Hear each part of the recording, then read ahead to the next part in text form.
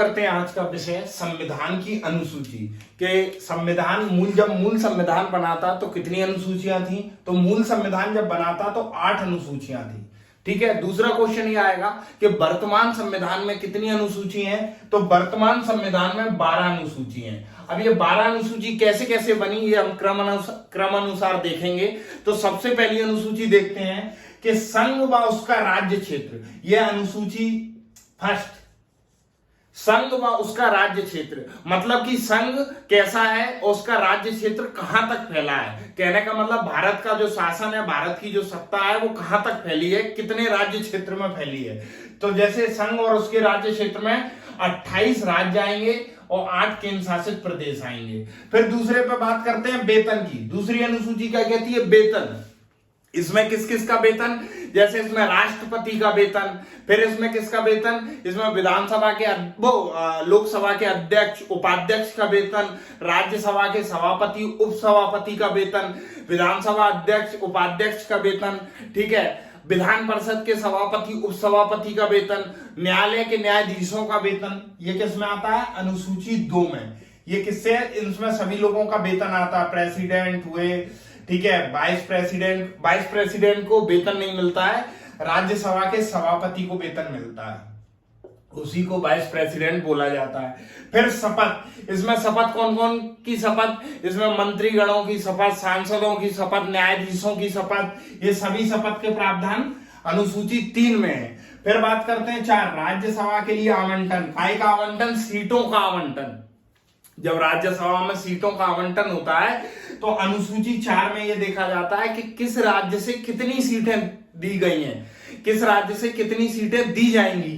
कहने का मतलब जैसे एमपी है तो एमपी से राज्यसभा के लिए कितनी सीटें दी जाएंगी, आवंटन की जाएंगी। यूपी, बिहार, ठीक है, राज्यसभा में सीटों का आवंटन। फिर 5वें नंबर पे आते हैं एससी एसटी क्षेत्रों के लिए प्रशासन।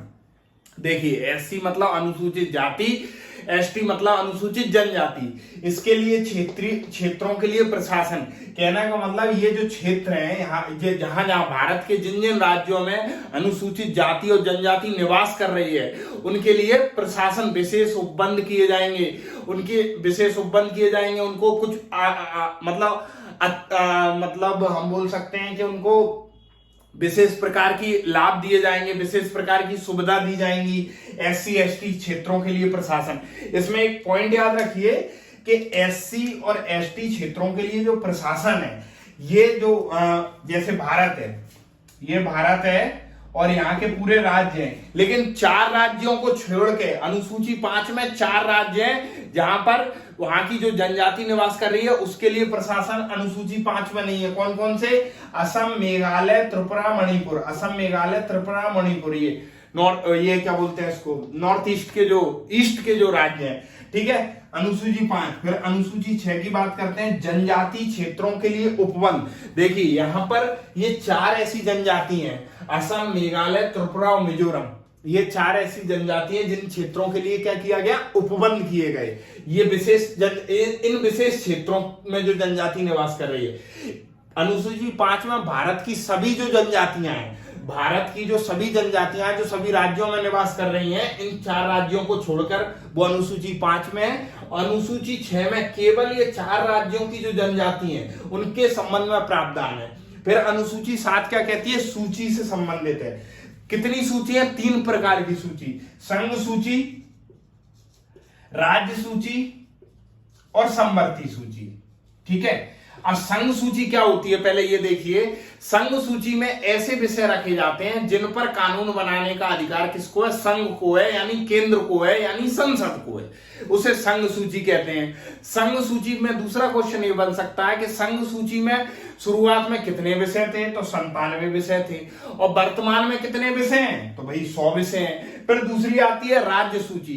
राज्य सूची ऐसी सूची को कहा जाता है जिस पर कानून बनाने का अधिकार राज्यों को है, यानी विधानमंडल को है। तो राज्य सूची में पहले कितने विषय थे, 66 विषय थे, अब कितने विषय हैं, 61 विषय हैं। तृतीय समवर्ती सूची।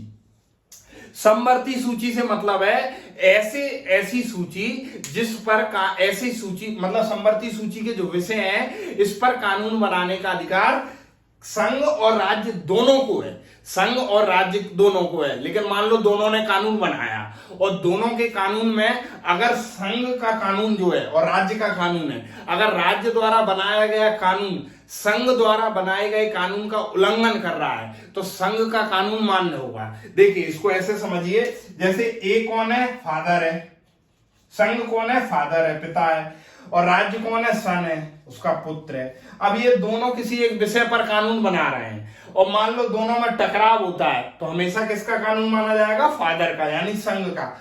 अगला क्वेश्चन क्या बनता है, समवर्ती सूची में प्रारंभ में कितने विषय थे, 47, फिर वर्तमान में कितने हैं, 52 विषय हैं। जैसे संघ सूची के विषय 2-4 एग्जांपल रखिए, जैसे विदेश मामले हैं, रक्षा मामले हैं, रेलवे मामला रेलवे का है, ये किसकी है, संघ सूची का। राज्य सूची में क्या, पशुपालन है, कृषि है, पुलिस व्यवस्था है। समवर्ती सूची में क्या, शिक्षा है, वन है। देखिए शिक्षा वन पहले किसमें थे, राज्य सूची में, लेकिन 42वें संविधान संशोधन 1976 द्वारा इसको किसमें कर दिया, समवर्ती सूची में। तो 7 अनुसूची हो गई, ये अनुसूचियां हैं, याद रखिए, ठीक है। इसके बाद बात करते हैं 8वीं अनुसूची जो है ये किससे संबंधित है, तो भैया 8वीं अनुसूची है भाषा से संबंधित। 8वीं अनुसूची किससे संबंधित है, भाषा से संबंधित है। फिर भाई पूछ लिया जाए कि कितनी भाषाएं थी जब 8वीं अनुसूची में, तो भाषाएं थी साहब 14 भाषाएं थी। कितनी थी, शुरुआत में 14 भाषाएं थी, और वर्तमान में कितनी भाषाएं, तो वर्तमान में साहब 22 भाषाएं। 22 भाषाओं को मान्यता प्राप्त है संविधान से, कहने का मतलब 22 भाषाओं को मान्यता प्राप्त है। तो भैया 14 से 22 कैसे हुई, तो 21वें संविधान संशोधन, एसएस का मतलब संविधान संशोधन, 21वें संविधान संशोधन 1967 में क्या जोड़ दी गई साहब, सिंधी जोड़ दी गई, तो हो गई 15, अभी भी 22 नहीं हुई। फिर क्या किया गया कि साहब 71वें संविधान संशोधन, 71वें संविधान संशोधन 1992 में 3 भाषाएं जोड़ दी गई। कौन कौन सी भाषाएं जोड़ दी गई, तो नमक से याद रखना, ना से नेपाली, माँ से मणिपुरी और का से कोंकणी। 71वें संविधान संशोधन 1992 में 3 भाषाएं जोड़ दी गई। कौन कौन सी, नेपाली, मणिपुरी और कोंकणी। फिर अभी भी नहीं हुई भैया 22, फिर 92वां संविधान संशोधन किया गया। 92वां संविधान संशोधन कब हुआ, तो 2003 में हुआ। इसमें 4 भाषाएं और जोड़ी गई। कौन कौन सी, बीडीएमएस, बोडो, डोंगरी, मैथिली और संथाली। बोडो, डोंगरी, मैथिली और संथाली। तो इस तरीके से ये कितनी भाषाएं हो गई, 22, पहले कितनी थी, 14। 21वें संविधान संशोधन 1967 द्वारा सिंधी जोड़ दी गई। फिर इसके बाद 71वें संविधान संशोधन 1992 द्वारा नेपाली, मणिपुरी, कोंकणी जोड़ दी गई, और 92वां संविधान संशोधन 2003 द्वारा बोडो, डोंगरी और मैथिली और संथाली जोड़ दी गई। तो जी हमने कितनी भाषाएं कर ली, 22। मूल संविधान में कितनी थी, 14। यह संशोधन याद रखिए, हमेशा पेपर में आता है। अनुसूची में सबसे क्वेश्चन यहां से आता है, दूसरा क्वेश्चन यहां से आएगा। जनजातीय से ये 4 राज्य याद रखिए, असम, मेघालय, त्रिपुरा, मिजोरम, ठीक है।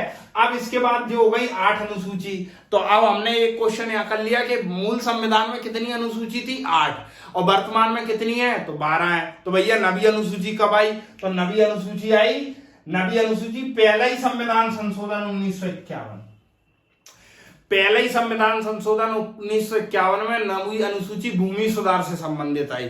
इसके साथ साथ क्या क्या क्या प्रावधान किया गया नवी अनुसूची में, देखिए नवी जो अनुसूची थी इसमें कहा गया कि इसमें कोई विषय, ये नवी अनुसूची है, इसमें जो विषय हैं ये न्यायालय में इनको मतलब न्यायालय में इनके खिलाफ अपील नहीं उठाई जा सकती। इस तरीके के प्रावधान नवी अनुसूची में रखे। लेकिन होता क्या है कि 2007 का सुप्रीम कोर्ट का एक निर्णय आता है, उसमें सुप्रीम कोर्ट क्या कहता है कि अगर नवी अनुसूची का कोई विषय संविधान का उल्लंघन करता है तो न्यायालय में उसके खिलाफ आवाज उठाई जा सकती है। तो नवी अनुसूची का क्लियर हो गया।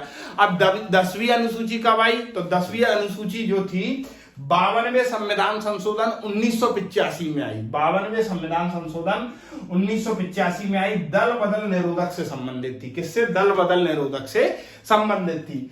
इसमें दल बदल से संबंधित कानून थे, अलग से पढ़ेंगे हम। फिर 11वीं अनुसूची कब आई, 73वें संविधान संशोधन 1993-94 में 11वीं अनुसूची आई। 11वीं अनुसूची किससे थी, पंचायती राज से। लोकतंत्र को सबसे निचले स्तंभ तक ले जाने के लिए पंचायती राज को अब संविधान में दर्जा दिया गया और 29 विषय के साथ। फिर 12वीं अनुसूची 74वें संविधान संशोधन, ये भी 1993-94, ये नगर निकाय से संबंधित थी, नगर पालिका नगर निगम से, इसमें 18 विषय थे। ठीक है, तो इस तरीके से हम ये पूरी अनुसूचियों को एक बार फिर से देख लेते हैं कि पहली अनुसूची जो थी संघ व उसका राज्य क्षेत्र, 28 राज्य, 8 केंद्र शासित प्रदेश। द्वितीय पे थी भाई साहब वेतन सभी जो भारत के जो राष्ट्रपति, लोकसभा अध्यक्ष, उपाध्यक्ष, विधानसभा अध्यक्ष, उपाध्यक्षों का वेतन। तृतीय में उन्हीं लोगों की शपथ की बात कर दी गई। चौथे में राज्यसभा के लिए आवंटन, कहाँ किस राज्य से कितनी कितनी सीटें होंगी। पांचवें में जनजाति क्षेत्रों के लिए आवंटन।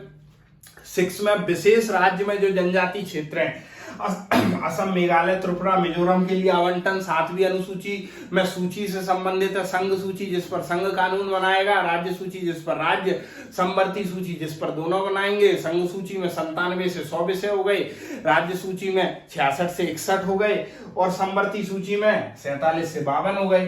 फिर 8वीं अनुसूची भाषा से संबंधित थी। मूल संविधान में 14 भाषाओं को मान्यता प्राप्त थी, वर्तमान में कितनी भाषा हो गई साहब? तो वर्तमान में 22 भाषाएं हो गई। 21वां संविधान संशोधन कर दिया, 67 में सिंधी जोड़ दी। 71वें संविधान संशोधन 1992 नमक, नेपाली, मणिपुरी, कोंकणी जोड़ दी।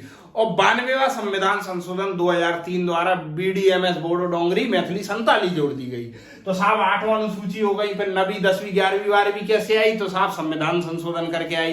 तो 9वीं अनुसूची में पहले ही संविधान संशोधन 51 में कर दिया, भूमि सुधार से संबंधित, तथा कह दिया कि संविधान के कह दिया कि 9वीं अनुसूची में कोई भी वर्णित विषय होगा वो न्यायालय में उसके खिलाफ अर्जी नहीं लगाई जा सकती। परंतु 2007 में न्यायालय का निर्णय आता है। न्यायालय कहता है कि अगर संविधान का उल्लंघन हुआ है तो फिर न्यायालय में इसके विरुद्ध कार्रवाई करी जा सकती है। फिर 10वीं अनुसूची कब जोड़ी गई? तो 52वां संविधान संशोधन 1985, ये दल बदल से संबंधित थी। फिर 11वीं और 12वीं अनुसूची 73वें और 74वें संविधान संशोधन 1993-94 द्वारा पंचायती राज और नगर निकाय से संबंधित है। तो इस तरीके से हम देखते हैं कि मूल संविधान में 8 अनुसूची होती हैं, वर्तमान में 12 अनुसूचियां